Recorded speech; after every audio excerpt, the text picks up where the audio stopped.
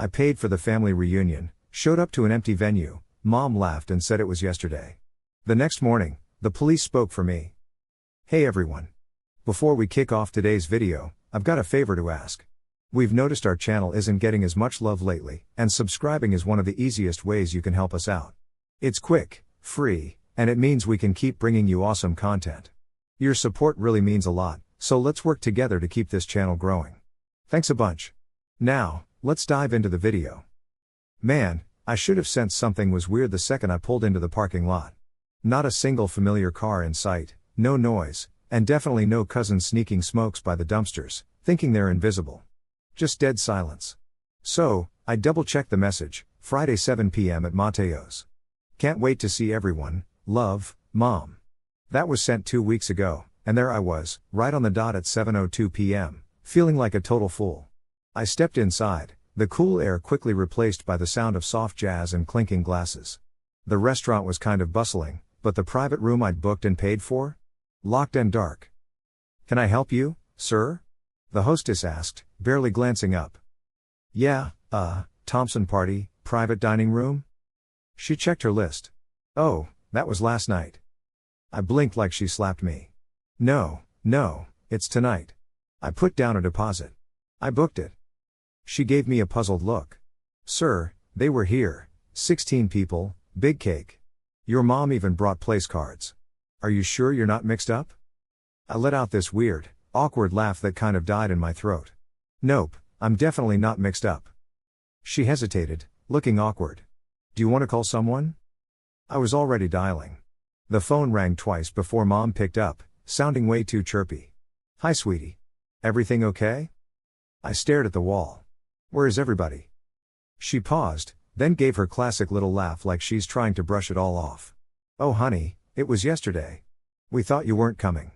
But don't worry, we'll bring you leftovers. I went numb. What? She repeated it like it was no big deal. It was yesterday. We'll bring you leftovers. No goodbye. I just hung up. Nobody called back, not Mom, not Tina, nobody. Then, a text from Tina popped up. Bro, you seriously missed it. Classic you. Don't worry, we saved you a roll. My hands were shaky, either from the cold or anger, who knows. The hostess just shrugged, like yeah, they came, ate, left. Seemed like they had fun. Of course they did. They always did when I wasn't around. I walked out without another word, didn't call, didn't yell, didn't even open the group chat. But I didn't head home either. I just sat in my car, engine off, staring at myself in the windshield, thinking about the bill, the parking charge, the 10 unread messages I'd sent Mom confirming the time 3 days ago. They all knew. They just didn't care. They made that choice together, and the next day, I'd make mine. You'd think getting left out of a family dinner that you paid for would be the worst part, but nah, it wasn't. It was just the cherry on top of a 5-year-long garbage sundae. See, this wasn't the first time they ditched me. Not by a long shot. It was just the first time they didn't even try to fake it. I was always the afterthought. Growing up, Tina was the golden child. She just needed a little help, you know? I was the one who didn't need much, which was code for you survive without love, so we're not wasting any on you. When I landed my first real job, I called Mom, all proud. She didn't say congrats. Just went, great. Now you can finally help your sister with rent. That was the start. 1 month's rent turned into a year, then bills, then her dental surgery, then car insurance, then textbooks for her new nursing program, which she dropped after a semester without a refund for me. I coughed up the cash because that's what you're supposed to do when you love your family, right? But in my family, love only flows one way. Every time I tried to bring it up, even gently, I got hit with, stop being so transactional. We're family. Tina's going through a lot. You know you're doing better than her. Why are you keeping score? I wasn't keeping score, they just refused to see that I was bleeding. I remember one night, 2 years ago, wiring $600 for Tina's emergency vet bill. That same day, she posted an Instagram story, new shoes, new nails, and some guy's hand around a champagne glass. I showed it to Mom. She scrolled, smirked, and said, "You boys always get so petty about money." Petty? I paid their property taxes last winter because Dad forgot, and the county sent them a lien warning. I covered Tina's credit card minimums for 6 months when she got laid off, even though I was barely staying afloat myself.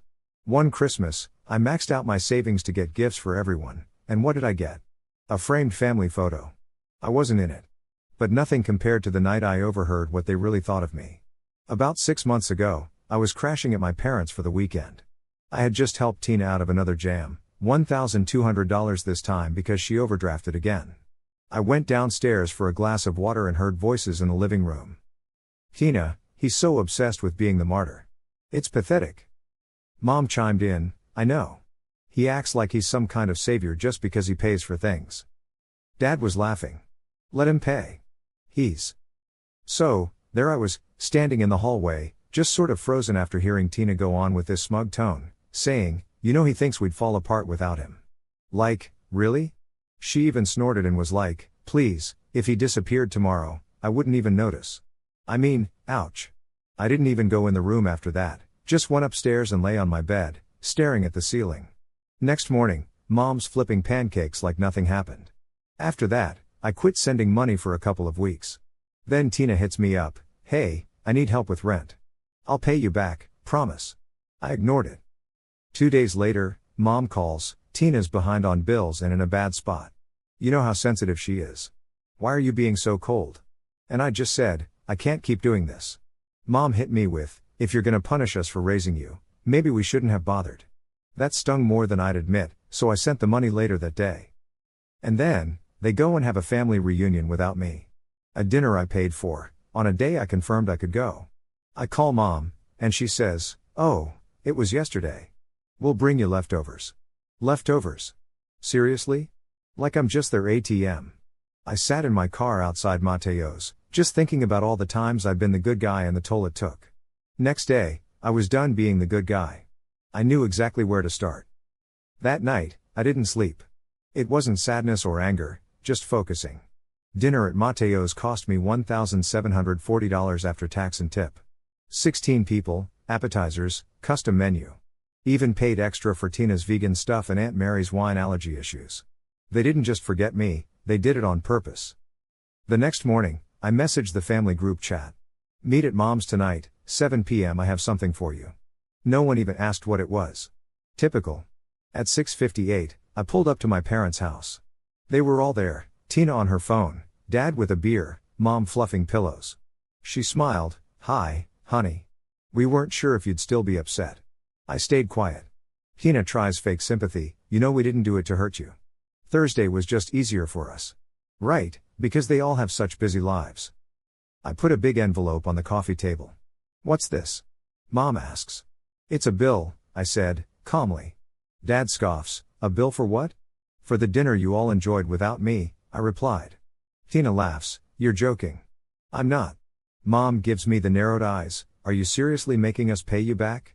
No, I said, leaning in, I'm giving you the chance to, because from now on, everything you want from me comes with an invoice. There was silence. Then Dad sits up, you need to drop this attitude. We're family, right? Family? I said. The same family that left me out of a reunion I paid for? The same family that's drained me financially and emotionally for 5 years? Tina rolls her eyes, oh, come on. No one made you pay, that snapped something in me. I stood up, fine, let's talk about what no one made me do. I pointed at Tina, I wasn't made to pay your rent for 2 years, or cover your overdraft, or replace your car parts. I turned to Mom, I wasn't made to cover your back taxes, or pay for your birthday cruise when you said Dad forgot, or do grocery runs cause of your knee pain. Dad's face went red, watch it. Oh, I'm just starting, I said, pulling out a printed list from my pocket. You don't want to hear this? I've lived it. Then the twist, I pulled out a folder and tossed it on the table. What's this now? Dad snaps. I smiled, documentation. Every transaction, wire, Venmo, you name it. Wow, you really are nuts, Tina snorts. No, I said, dead calm. I'm protected because I filed a fraud report this morning. I tapped the folder, all of this is in the system. Mom's voice went soft, what are you talking about? I looked her right in the eye, last week, I found out someone used my name to open a new credit card, the one used for a new iPhone and a spa package that Tina claimed was a gift from a friend. Tina froze. I called the credit company. They're investigating it as identity theft. And guess what address they got? Yours.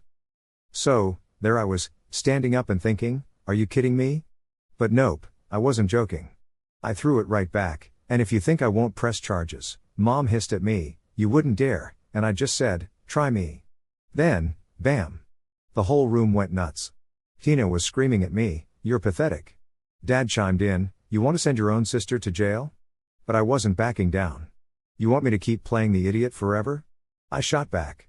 Mom burst into tears, saying, you're destroying this family. I walked towards the door with, no, I'm finally saving myself from it. Then, out of nowhere, the quietest guy in the room, my cousin Luke, actually spoke up. He never says much at family get-togethers, but he softly said, I'd like to pay my share of the dinner. I mean, it's only fair. Everyone was stunned. Then he added, I should have said something earlier, but they did plan to exclude you. I was there when they joked about it, saying you'd be too dramatic. I'm sorry. For the first time that night, I smiled at him and said, thanks, as I made my exit. They thought they could keep using me, but they forgot that even the quiet ones eventually speak. And when we do, we don't whisper, we call the cops. The next morning, at exactly 8:17 a.m., I got a call from a private number. I picked it up, and it was Officer Reynolds from the local precinct, letting me know they were investigating a financial fraud case involving a credit card opened in my name with my family's address. They were going to check things out at the property. I stayed quiet for a second, then asked, do you need me there? No, sir, he said. You've done your part. We'll handle it from here. I hung up, feeling a sense of peace. This time, I didn't have to say a word, the police were speaking for me. Turns out, silence didn't bring peace, it brought chaos. The foundation of their little game was shaken, and the whole thing came crashing down. The police visit wasn't exactly subtle. According to a very long and angry voicemail from my mom, they showed up at 7:45 a.m., catching her still in her robe and Dad without his morning coffee. 2 officers, very professional, directly stated they were investigating identity theft, a card in my name used for over $4,000, linked to their address. My mom tried the classic line, there must be some mistake. We're a good family. They asked to speak to everyone in the house, and when Tina tried to leave, they asked her to stay. She cracked in less than 5 minutes, trying to downplay it as not even fraud, just saying, he always helps, I thought he wouldn't mind. My mom jumped in with, she's under stress, but it was too late. The officers were all over it, even checked Tina's phone, and found messages showing the plan was premeditated. She had texted a friend saying, use my bro's info for a spa day on him. Ig. He's such a pushover. He won't even notice. Later that day, a detective called me about moving forward with charges. I asked for a day to think. My phone blew up that evening, 27 missed calls, 41 messages. My mom was pleading, Daniel, please, we need to talk. It was just a mistake. My dad, too, was saying I shouldn't ruin Tina's life. Tina herself was panicking about losing her job and apartment. Funny how no one cared when I was losing myself for them. After a day, I told the detective to pause the formal charges, at least for now. Then, my mom tried to lure me back in with her sweet, calm voice, asking me to come to the house to talk. Against my better judgment, I went. Regret kicked in as soon as I stepped in. Tina sat there with a blanket, looking all victimized. Mom played the worried matriarch, and Dad didn't even get up. We just want to heal, Mom said. We? I replied. We know you're hurt, but this is tearing the family apart. I corrected her, no, Tina did that. Tina's voice broke, I didn't think you'd actually go to the cops. Who does that? Someone who's been pushed far enough, I answered. Mom reached for my hand and tried to make it all go away, offering to pay it back. I reminded her that offer didn't come until the cops showed up. She pulled back like I slapped her, and finally, Dad spoke. You're not perfect either, he said. You think this makes you some kind of hero? I looked him right in the eye and simply said, no. So, breaking free felt amazing. I left for good, and a week later, the detective called. They said someone paid my charges anonymously, but it came from my parents' joint account. He asked if I still wanted to press charges. After thinking about it for a while, I said, no. But make it official that if she ever touches my stuff again, I want her charged. He got it. After I hung up, I felt really done with them. No more money, no more guilt, no more being the invisible one unless they needed their bills paid. 2 weeks later, I moved out of state. Found a quiet, small town, with a friendly landlord, and the rent was half of what I used to pay. I spent my first weekend there putting together IKEA furniture while jamming out to old college tunes. When I went grocery shopping, I bought only what I wanted.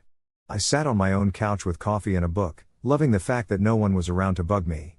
For the first time in forever, I realized I was only responsible for me. Then, about 3 weeks into my new life, I got this letter. It was handwritten with no return address. Inside was a piece of paper and a check. The note said, "I don't expect you to forgive me, but thank you for doing what I never had the courage to do. Luke." And the check covered half of Mateo's bill. Man, I smiled. He didn't owe me anything, but he got it. As for the rest, I never heard from them, not for my birthday or Christmas, not even when Dad had surgery. I only found that out through a distant cousin's Facebook post. Honestly, good. They needed to finally experience life without me, and I needed to live without them. People say blood is thicker than water, but they forget the real meaning is that chosen loyalty means more than just shared DNA. I learned that the hard way. The last time I saw my family's faces was when I left with a folder in hand and determination in my heart. Since then, silence. It used to feel like punishment, but now it's just bliss. A few weeks ago, I bumped into someone from back home while I was in the checkout line at the hardware store. She remembered me and asked, "Hey, weren't you Tina's brother?" I paused and then just said, "No." No shame, no guilt, because I'm not Tina's brother anymore. I'm not the dutiful son or the family bank. I'm just me, and for once, that's enough. They thought I couldn't survive without them, that I'd crawl back, needing their twisted kind of love. But nope, they were wrong. I don't miss the awkward Sunday dinners or the so-called check-ins that were just setups for favors. I don't need to explain why I changed my number or moved without telling them.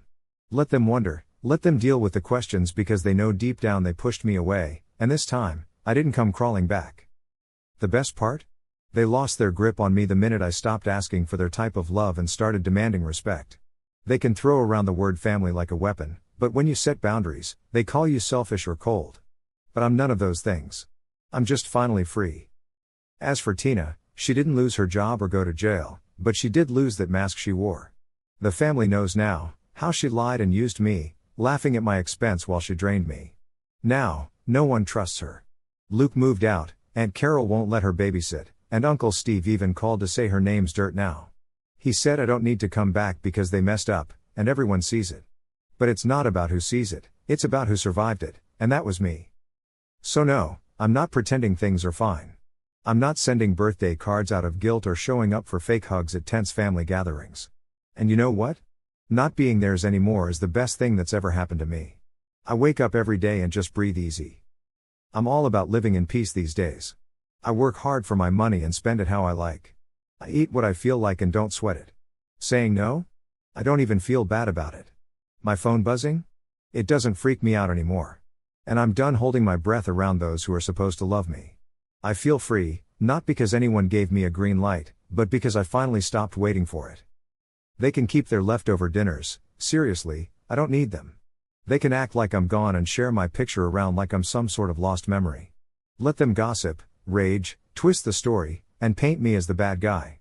I'll still sleep like a baby at the end of the day. Here's the kicker, when they slammed the door on me, I didn't lose a family, they lost me. And that's a cost they'll never be able to cover.